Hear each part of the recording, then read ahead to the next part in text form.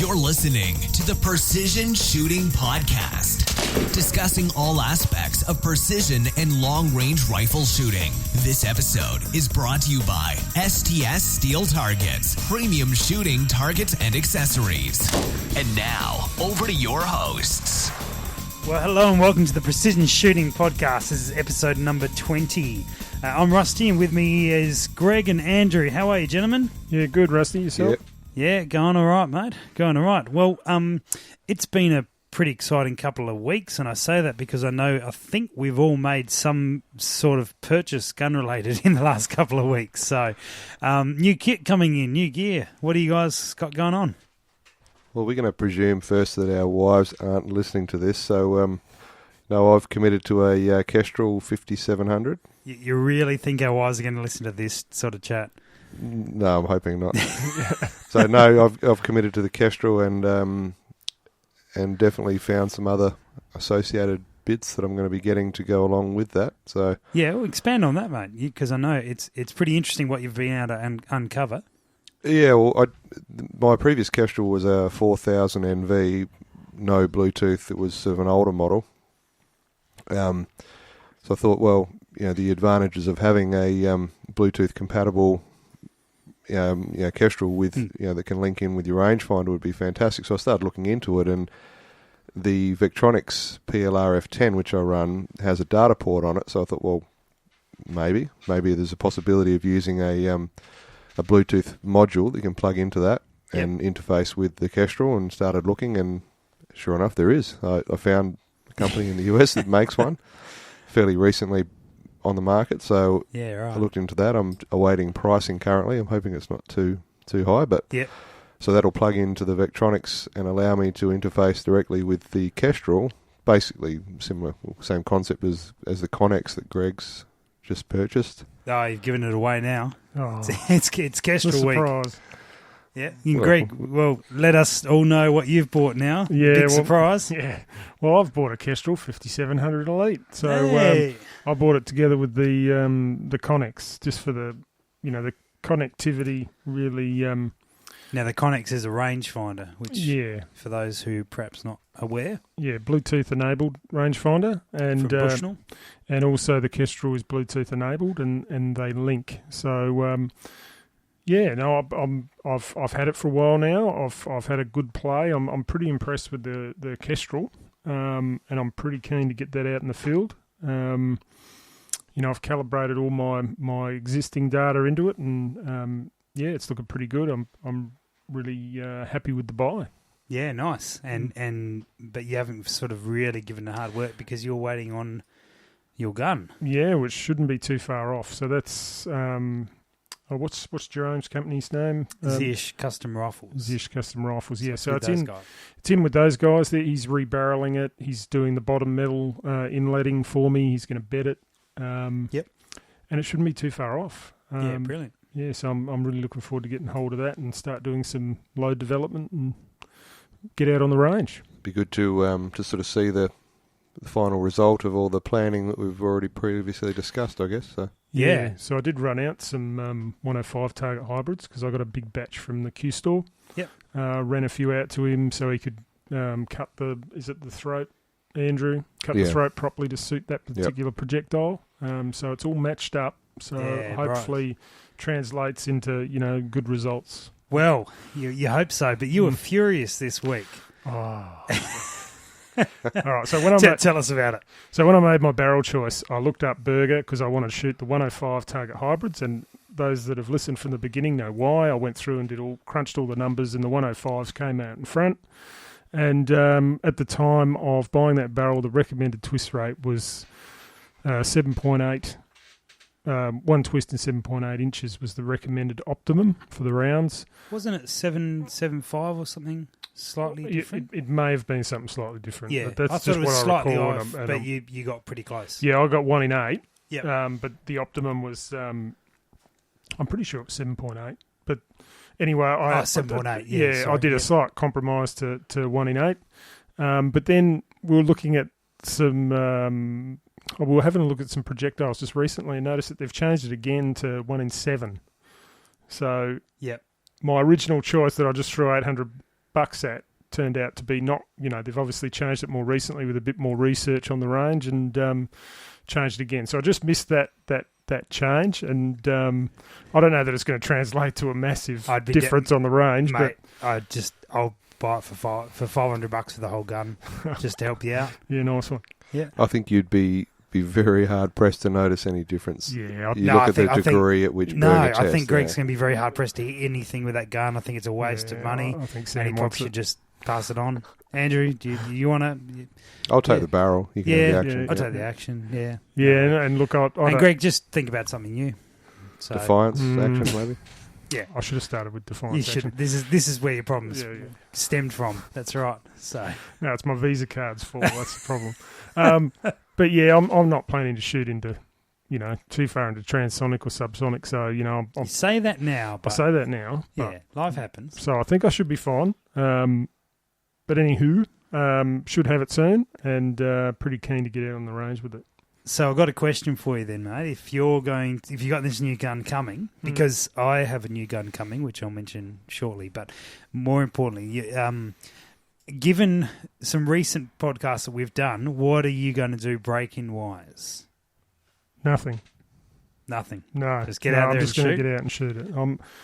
And have you come to that decision based on the Hodnett interview we did, or has this been more rounded about other discussions? Hodnett reinforced what I'd looked at previously, because I did look into breaking in a barrel, and some of the stuff I come into was, I think it was, what's his name, 8541 Tactical? John McQuaid. John McQuaid, yeah. And he was Sorry, John, I forget your name wrong. Yeah, but he was talking about some military investigations into the benefits and whether it translated into real-world accuracy benefits, and they didn't actually get any conclusive data out of that. And he actually promotes just shooting it. And I've sort of followed that. I've never actually broken in a barrel before. I just get out and shoot them. But yeah, I think Todd's interview. Really, I like his approach. If it's a match barrel, you should be okay. But if it's a factory, that there may be some benefit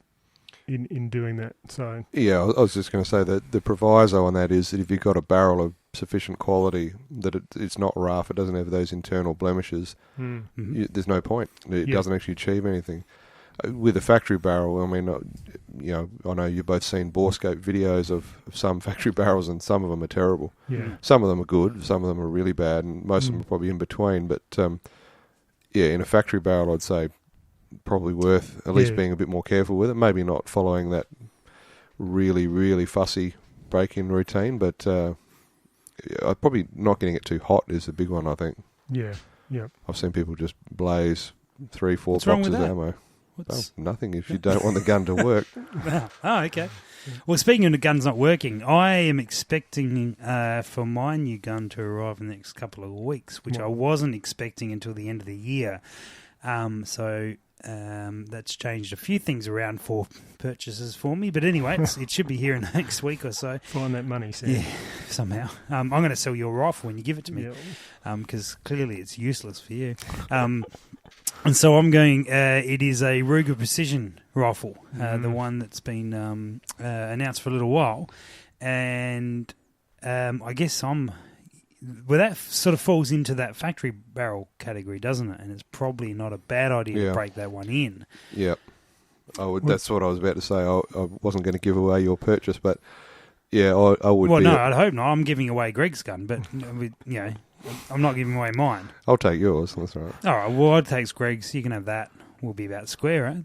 Even for all parties. You haven't mentioned it in this episode, Rusty, but it's the Ruger Precision rifle. Yep. That you've got coming in now. Just wondering, because obviously Greg missed out on an update very narrowly with his barrel choice.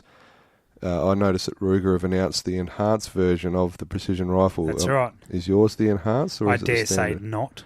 Right, so you've got a bit of payback there. So, what's the difference with the enhanced standard? There's an alloy bolt shroud instead of a plastic one. Yep. The fore end rail is changed, and it has a muzzle brake fitted. Comes with a muzzle brake. Yeah. Okay. Yeah. Yep. And probably a couple other things. But, yeah, no, I found out that they weren't far away, the first batch of them, and then I also on the same day found out there was an upgrade released. And you know what? I don't care. It's just, it is the way it is. You could probably order those parts separately, couldn't you, anyway, if you really wanted to go down that line? Well, the muzzle brake you certainly can. The alloy box shroud you certainly can. And The forend is interchangeable. So yeah, and from what I read, they're looking at the original model will be phased out, and the enhanced version will become the standard version. So yeah, that's right. It'll become it'll come through, but I've already waited a little. Oh well, to be fair, it's much quicker than I thought they were coming in, but yeah, we'll see. So anyway, we're going to have that gun to have a bit of a play with. Have you talked about what calibre? 6.5 Creedmoor. That'll be interesting. Which will be interesting to see what they're like. So I've got brass and projectiles sitting there. Speaking of projectiles, those Hornady ELDs in 6.5 started coming through, which will be interesting because I might try them.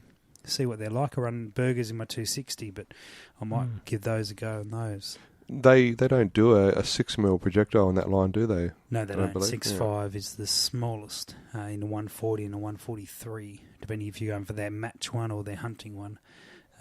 We'll see. We'll give both a go, hopefully, which will be good. And so one thing I was going to do, and Greg, I was going to ask if you'd be willing to do the same thing. So considering you're not breaking in, and I guess I don't know if I'm going to get round to breaking mine in. I'm not sure. The purpose it's purchased for is for long-range training stuff, and so it's not necessarily my gun to use all the time by myself. But I've been listening to some podcasts from Precision Rifle guys, Precision Rifle Media now, who have had a name change. And some of the stuff they've been talking about recently has been the velocity increase over the first 100 or 200 rounds that they get. Now, Andrew, is that something you've experienced before? Not that I've measured sort of conclusively enough to make statement on it. No, normally, if I've had a factory gun and I've broken a barrel in, using a procedure, I haven't actually been too concerned about velocity. Yep. So, yeah, I couldn't comment really on that one.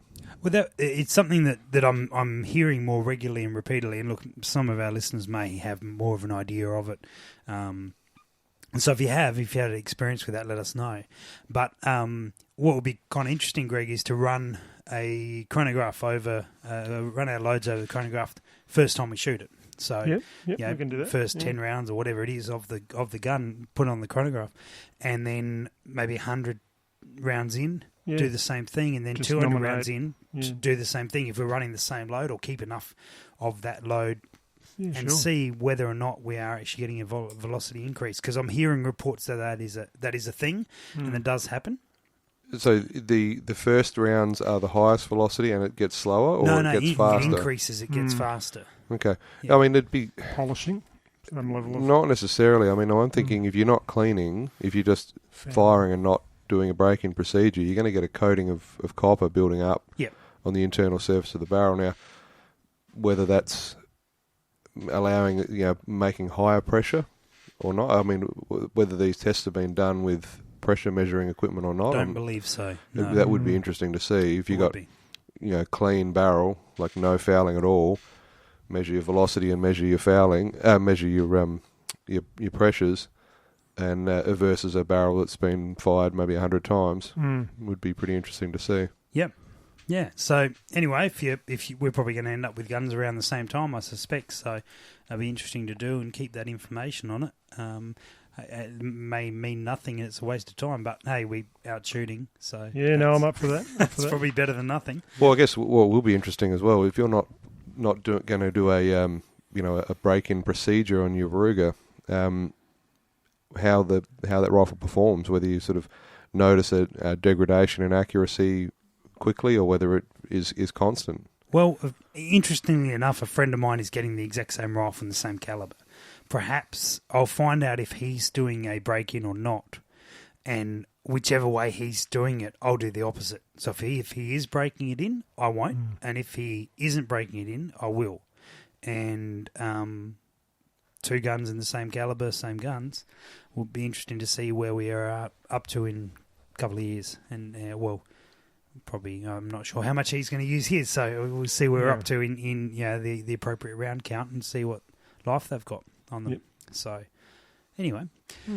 That's new guns and new toys. Unless anyone else bought anything else? No, not yet. Not yet. There's plans in the work.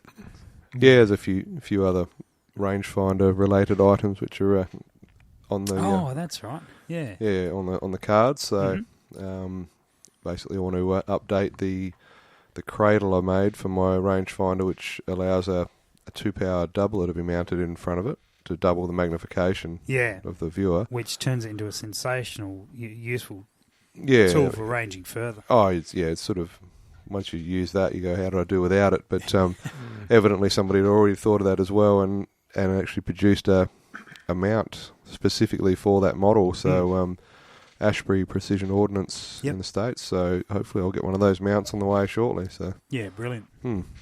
Nice. Well, aside from purchases, we got some stuff to give away as well. So we've been got a bunch of gear from Precision Rifle Products, and so Greg, you've got that thing there. It's called the Load Right Kit, and so it's a bunch of, for lack of a better word, a bunch of test tubes, so to speak, which are in a little rack and allows you to.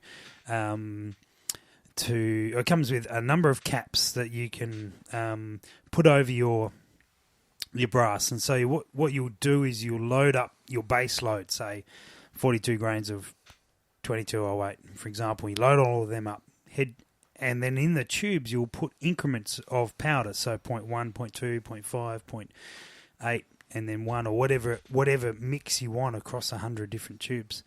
And then you can go to the range and all you're doing is seeding projectiles, but it allows you to respond to what your rifle's doing. So if you hit a node, if you're doing that type of test, if you hit a node, you don't have to go, well, I've only loaded 5 rounds for this node, and so it looked like it was good, but I couldn't confirm it on the day. You can actually just, top